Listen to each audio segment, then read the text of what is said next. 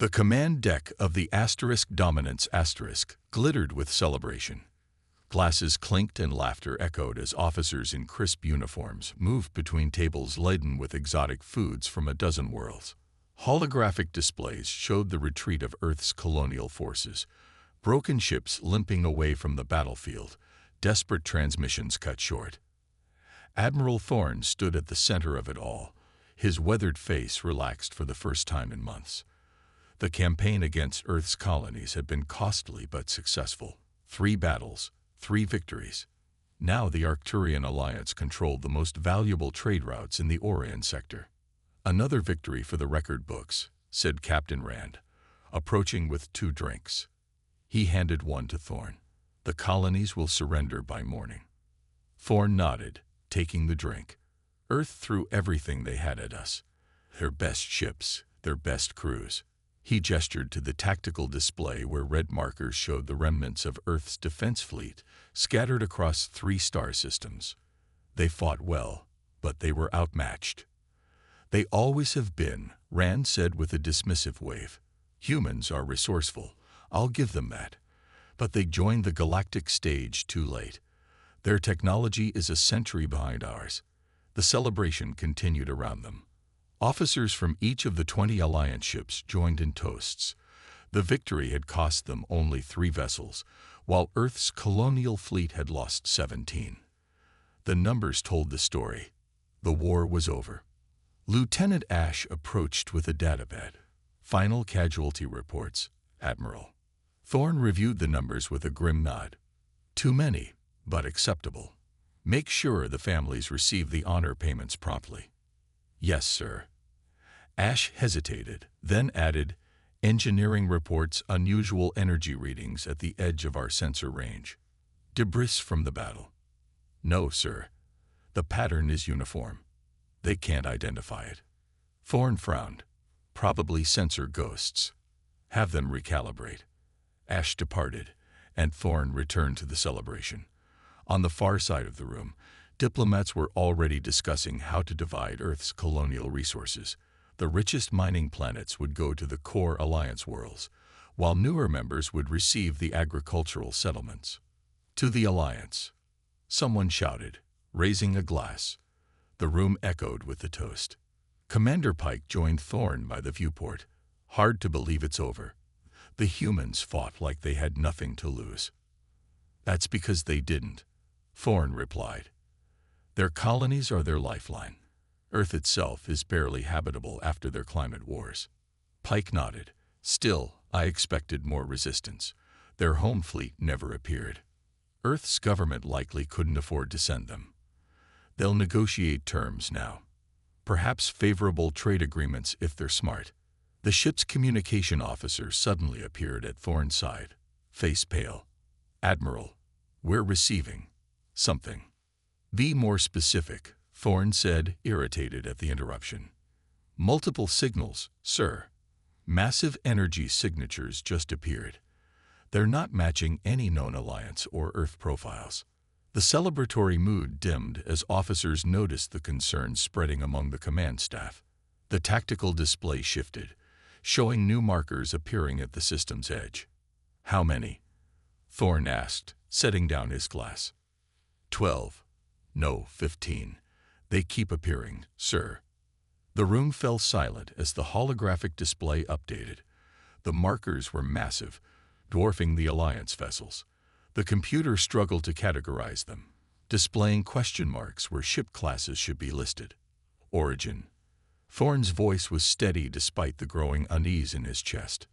The officer swallowed hard. "The transponder codes are Earth military, sir, but nothing like what we've encountered before." As the celebration died around him, Admiral Thorne watched the impossible unfold on the display. Earth ships that shouldn't exist were approaching in perfect formation, ships larger than anything in the Alliance fleet. The victory cheers had turned to silence. 10 years earlier, General Wilson stood before the United Nations Security Council in the underground chamber that had become humanity's last refuge. The walls of old New York, 300 meters below the toxic surface, hummed with recycled air and artificial light. "They refused us again," Wilson said, tossing the diplomatic response onto the table. The Arcturian Alliance has regretfully declined our petition for atmospheric restoration technology. The room filled with tired sighs.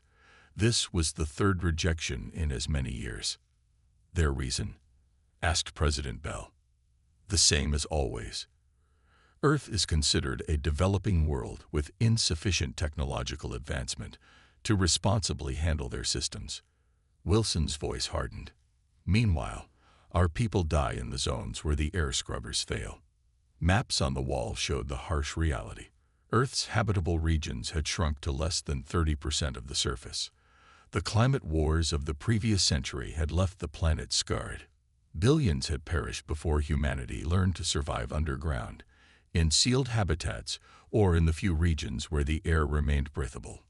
Colonel Reed, head of military research, spoke from the corner of the room. We don't need their help anymore.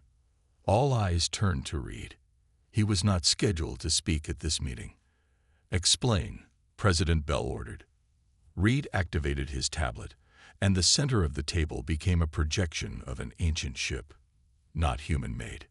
Site 37 has been reverse engineered. We now understand the propulsion and weapons systems of the Visitor. A stunned silence followed. The Visitor was the crashed alien vessel discovered in the Arctic before the climate wars. For decades, scientists had struggled to understand its technology, hampered by damage to the craft and the complete absence of its crew. How? Wilson asked. Last report said we were decades away from practical applications. We were, Reed admitted, until Dr. Flores made the breakthrough.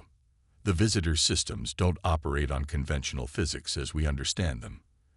They use dimensional phasing, shifting partially out of our reality to achieve effects that seem impossible. President Bell leaned forward. And we can replicate this. We've built 3 prototype vessels, Reed said. They outperform anything the Alliance has shown us by orders of magnitude. The room buzzed with whispered conversations, hope mixed with fear. The Alliance doesn't know about these ships, asked the Chinese representative. No, Reed confirmed. All testing has been conducted in the shadow of Jupiter. We've kept the program completely compartmentalized under Phoenix Protocol. Wilson's expression darkened. If they find out we've been developing military technology in secret. They won't, Reed interrupted. Not until we're ready. The colonies provide perfect cover. The Alliance thinks Earth is struggling to maintain a minimal defensive fleet. President Bell stood, silencing the room. How many ships can we build? And how quickly? With the resources from the lunar mines diverted to Phoenix, we could have a fleet of 20 capital ships within 5 years. They would be undetectable to Alliance sensors until they choose to phase fully into normal space. The Security Council members exchanged glances. Earth had tried diplomacy for decades. They had begged for help when the atmosphere turned toxic. They had requested membership in the galactic community as equals. Each time, they were dismissed as primitive, unworthy. The Phoenix fleet will remain our secret, President Bell finally said. If the Alliance threatens our colonies, they'll discover exactly what humans are capable of when backed into a corner. Wilson nodded grimly. The Alliance believes they know our capabilities because they've seen our colonial defenses. They have no idea what we've been building here at home. The decision was made that day. Earth would smile diplomatically while preparing for war. The Phoenix Protocol would continue in absolute secrecy, hidden from alien eyes. On the other side of the galaxy, the Arcturian Alliance continued to view humans as a minor species, barely worth acknowledging. They would learn their mistake only when it was too late. The massive view screen on the Dominance flickered as Admiral Thorne and his officers stared in disbelief. What had been empty space moments before now contained 15 warships of impossible size. The largest of them, positioned at the center of the formation, was nearly 3 times the length of Thorne's flagship. Magnify, Thorne ordered, his voice steady despite the tension gripping his chest. The screen zoomed in on the lead vessel. Its hull was midnight black, absorbing rather than reflecting light from the nearby star. Strange blue energy pulsed along geometric patterns carved into its surface. Most disturbing was the lack of visible engine emissions. The ships seemed to move without conventional propulsion. "Sir, they're hailing us," the communications officer reported. Thorne straightened his uniform. On screen, the image shifted to show a human woman seated in a command chair. Her uniform was unfamiliar, charcoal gray with silver insignia that didn't match known Earth military branches. Her expression was calm, almost detached. "This is Captain Miller of the Earth Defense Force vessel Reckoning *. You are in violation of Earth sovereign space. Your forces have attacked our colonies without provocation. You will power down your weapons and prepare to surrender." Laughter erupted from Captain Rand. "Surrender? To Earth? You must be joking." Captain Miller's expression didn't change. "This is not a negotiation. You have 5 minutes to comply." Thorne stepped forward. "Captain Miller, I am Admiral Thorne of the Arcturian Alliance. Your colonial defense fleet has been defeated. Whatever reinforcements you've brought are too little, too late. I suggest you reconsider your position." For the first time, Miller's expression changed. The hint of a smile touched her lips. "Admiral, you misunderstand. These ships are not reinforcements. This is Earth's home fleet, which you have never encountered before." Whispers spread across the command deck. Intelligence reports had always indicated Earth possessed only the ships they had already defeated. "Impossible," Thorne replied. "Our intelligence was exactly what we wanted you to see," Miller interrupted. "The Phoenix fleet has remained hidden until now. Your 5 minutes are counting down." The screen returned to the exterior view. The Earth vessels had spread out into an offensive formation, encircling the Alliance Celebration fleet. "Tactical assessment," Thorne barked. The tactical officer looked up from his readings, face pale. "Sir, those ships are generating energy levels that shouldn't be possible. Their shields appear to be operating on principles our sensors can't fully analyze. Bring weapons online. Alert all Alliance vessels to prepare for combat." As the Dominance powered up its main weapons array, the lead Earth vessel, the Reckoning began to emit a pulsing blue light. A moment later, a thin beam shot from its forward section. The beam struck an uninhabited moon orbiting the nearby gas giant. For a second, nothing happened. Then, in horrifying silence, the moon simply came apart. Not in an explosion, but in a perfect hemispheric separation, as if cut by a surgeon's scalpel. The two halves drifted slowly apart, revealing the clean interior of what had been a solid celestial body. "By the gods," someone whispered. The screen flickered again. Captain Miller's face reappeared. "That was a demonstration at 10% power. We have no desire to cause unnecessary casualties. Your 5 minutes have expired. What is your decision, Admiral?" Thorne stared at the screen, then at the tactical display showing his 20 ships surrounded by Earth's 15 behemoths. The celebrating diplomats had fallen silent. The victory drinks remained untouched. "Hold fire," Thorne ordered. "Open a secure channel to Alliance Command."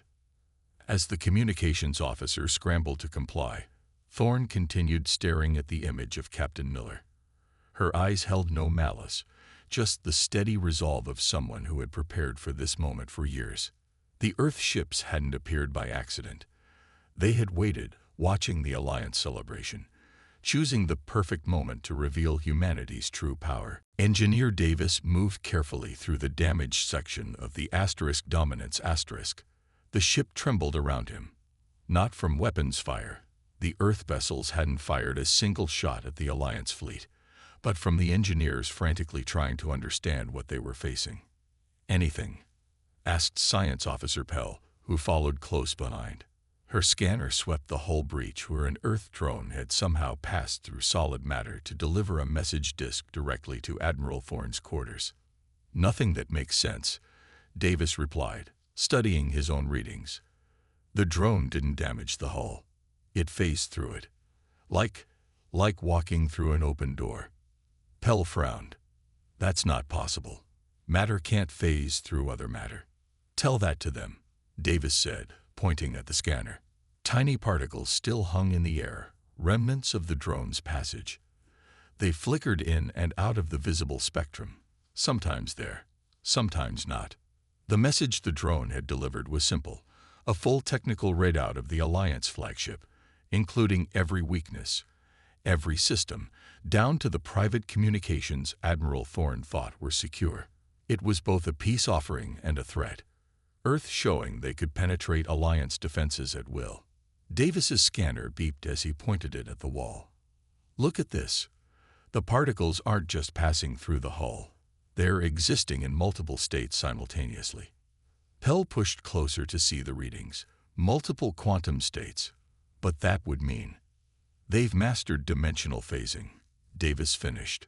Technology that the Alliance Science Council said was theoretically impossible. The two engineers exchanged worried glances. If Earth had mastered this technology, the battle was already over before it began. On the command deck, Admiral Thorne listened as the Alliance Council debated through the emergency communication channel. They can't possibly have developed this on their own, insisted Counselor Mira.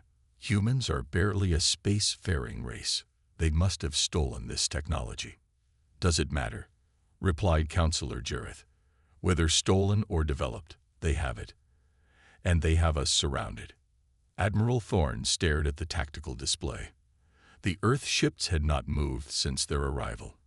They simply waited, holding position, their weapons powered but inactive. The question remains, Thorne said, interrupting the Council's argument. What do they want? They could have destroyed us immediately. The main doors to the command deck slid open. Engineer Davis rushed in, clutching his scanner. Admiral, we figured it out, he said, breathing hard. The Earth ships, they are using technology from the Ancient Ones. A hush fell over the command deck. The Ancient Ones were a mysterious civilization that had vanished thousands of years ago, leaving only fragments of their advanced technology scattered across the galaxy. Impossible, said Captain Rand. The Alliance has studied ancient technology for centuries. Nothing functional has ever been recovered. Davis shook his head. The evidence is clear. The dimensional phasing matches descriptions in the ancient texts. Somehow, Earth found working technology. Or restored it, Thorne mused, remembering old reports about an unconfirmed crash site on Earth, dismissed as primitive human mythology. The view screen activated without warning. Captain Miller appeared again. Admiral Thorne, our scans show your engineers have identified our technological advantage. To avoid further confusion, I will be direct. Yes, Earth has successfully reverse-engineered ancient technology. This capability has been kept secret until now. Thorne stepped forward. Why reveal yourselves now? Why not continue developing in secret? Miller's expression remained neutral. Because you attacked our colonies. Because the Alliance has repeatedly dismissed humans as primitive while denying us aid. Because now, finally, you will listen. The tactical display updated, showing new data as the Earth ships transmitted their full capabilities openly. The numbers were staggering. Weapons yields that defied conventional physics, shield systems that could withstand direct hits from Alliance planet crackers, and phasing technology that made traditional defenses meaningless. The Council is reassessing its position, Thorne said carefully. What are Earth's terms? Miller nodded once. They're being transmitted now. You have 1 hour to respond. As the screen went dark, Thorne turned to his officers. It seems we've been playing a game whose rules we didn't understand, and Earth has just changed the board entirely. Admiral Thorne stood on the command deck of the Dominance *, his decision made. The communication officer waited, finger hovering over the transmission button. Around him, his officers watched in tense silence. Send our response, Thorne ordered, his voice firm. The message was brief. We reject Earth's terms. The Alliance does not surrender to lesser powers, regardless of temporary technological advantage. Captain Rand nodded in approval. The Council will back us. No major power in the Alliance's history has ever surrendered without firing a shot. Thorne wasn't so certain. The Council had been divided, with many arguing for immediate capitulation. But centuries of tradition and pride had won out. The Arcturian Alliance had ruled the stars for a millennium. They would not bow to Earth. All ships, Battle Formation Delta, Thorne commanded. Focus fire on their flagship when I give the order. The Alliance vessels moved swiftly, forming a defensive sphere, 20 ships against 15. The numbers, at least, were on their side. The response from Earth came moments later, not in words, but in action. The massive Earth vessels began to move, their hulls rippling with blue energy. But instead of attacking, they simply vanished. Where did they go? Thorne demanded. Unknown, sir. The sensor officer frantically adjusted his equipment. No warp signatures, no jump points. They just disappeared. 3 seconds passed in confused silence. Then chaos erupted. Earth's ships reappeared.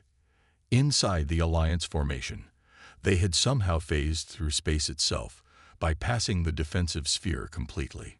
Before Thorne could issue new orders, the battle had begun. Strange energy pulses erupted from the Earth vessels, not striking the Alliance ships directly, but creating distortion fields around them.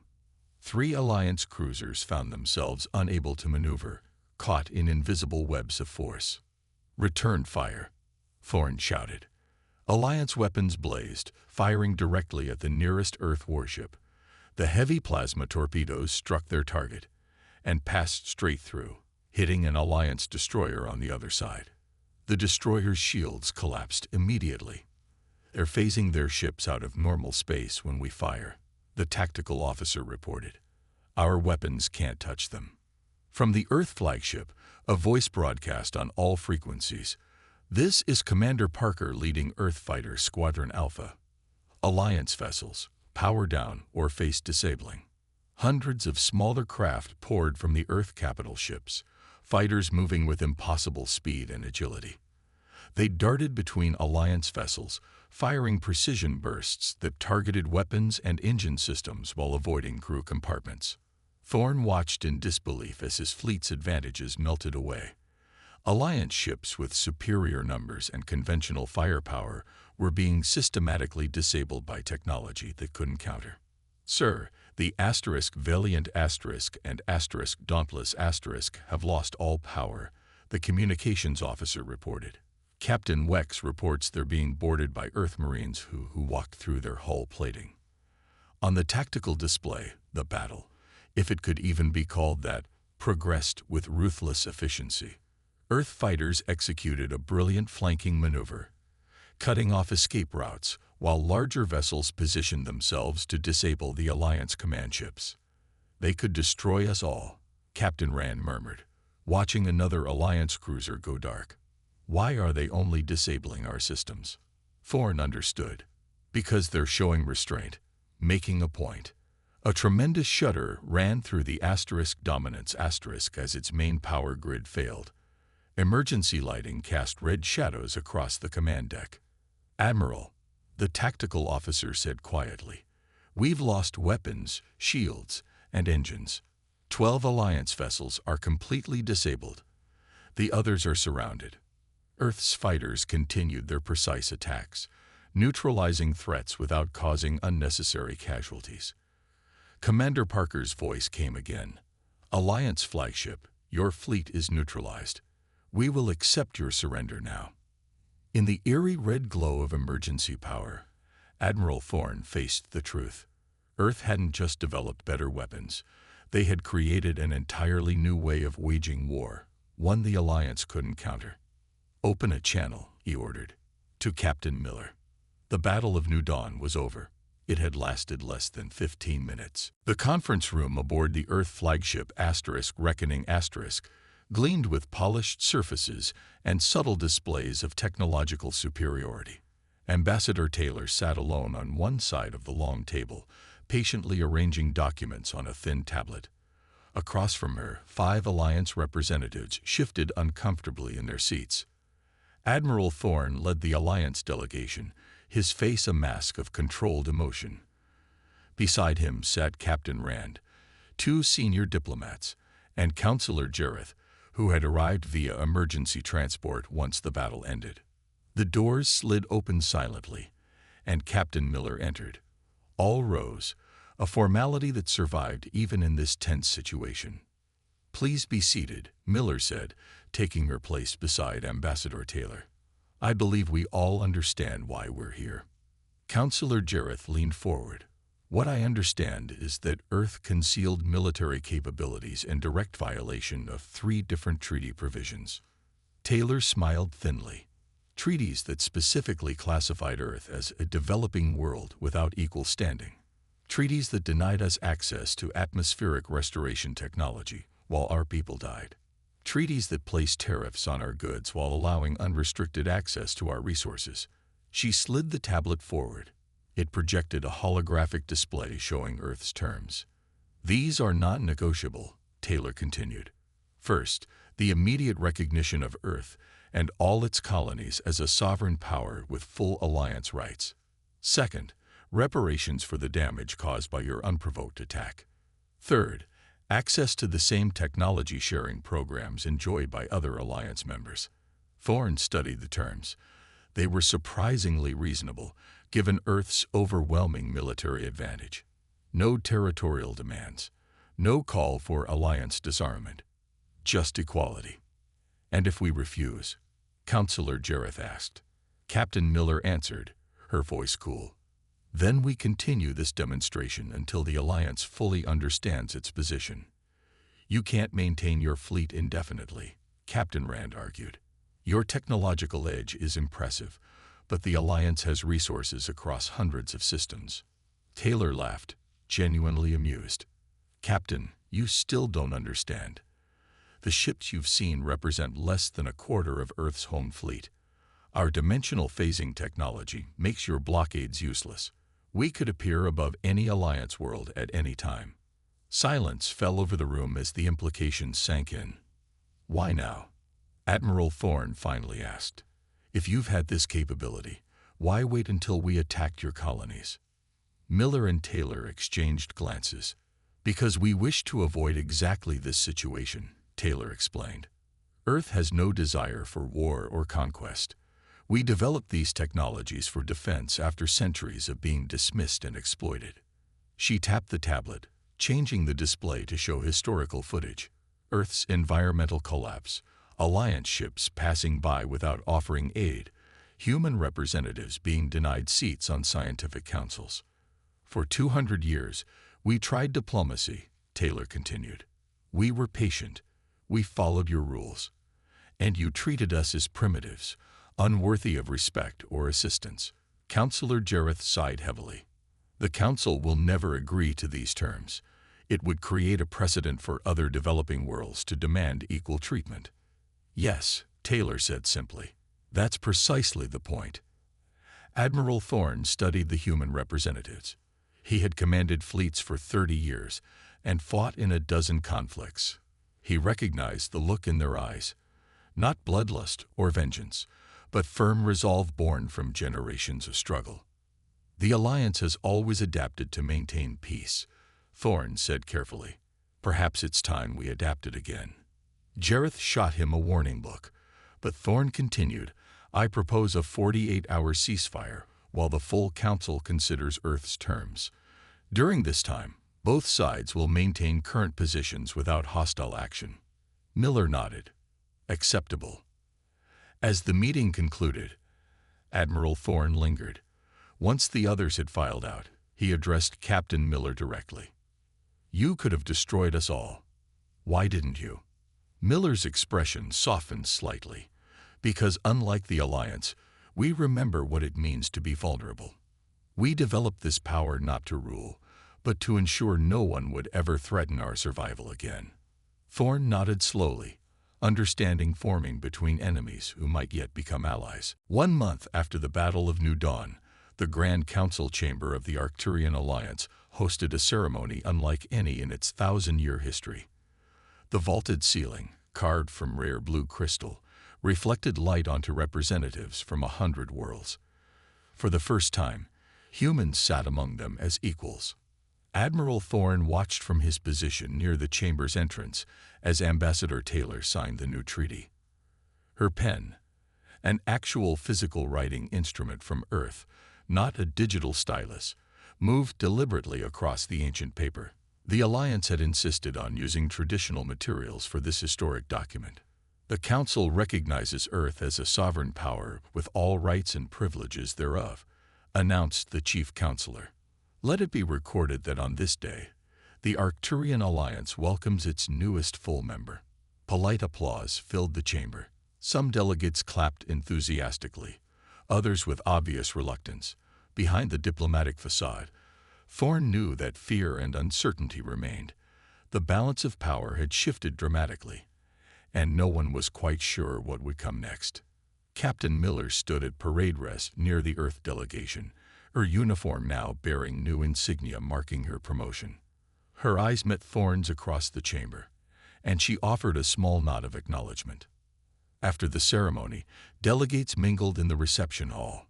Thorne found himself approached by General Wilson, Earth's military commander who had arrived just days earlier. "Admiral," Wilson greeted him, extending a hand in the human custom. "I've heard much about you." Thorne accepted the handshake. "Likewise, General.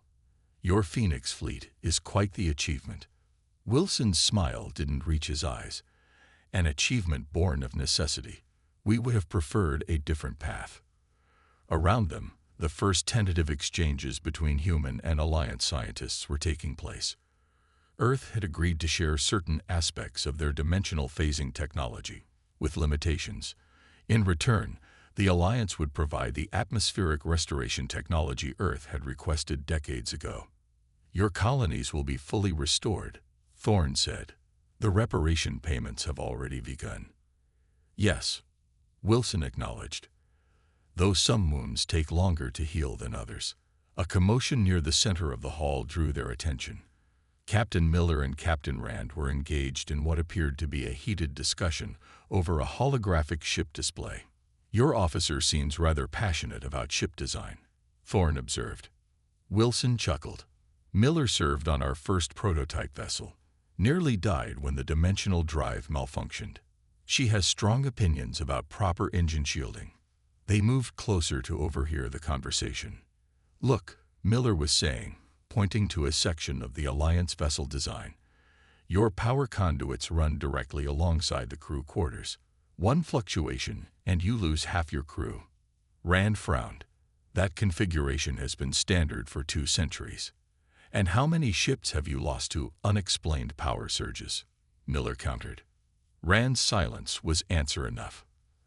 As the technical debate continued, Thorne turned to Wilson. "This is how it begins, isn't it? Not with grand treaties, but with engineers arguing over conduit placement." Wilson nodded. "Shared knowledge, mutual respect. It's what we wanted all along." Outside the reception hall, through the massive viewport, Earth's diplomatic vessel hung in space beside Alliance ships. Its sleek design contrasted sharply with the ornate Alliance crafts. Yet they patrolled together now, a visible symbol of the new reality. "There will be challenges," Thorne said. "Not everyone in the Alliance accepts this change. And not everyone on Earth has forgiven the past," Wilson replied. "But we've both seen enough war to know its cost." The 2 military leaders watched as Miller finally convinced Rand to consider her design modifications. Other mixed groups of humans and Alliance members had formed throughout the hall, exchanging ideas and cautious friendship. "To a more balanced galaxy," Wilson offered, raising his glass. Thorne touched his glass to the generals. "And to ensuring the next time we meet, it won't be on a battlefield." As night fell on the Alliance capital world, ships from Earth and the Alliance flew joint patrol patterns in perfect formation. The victory cheers had long since faded, replaced by something more valuable: the quiet sound of cooperation.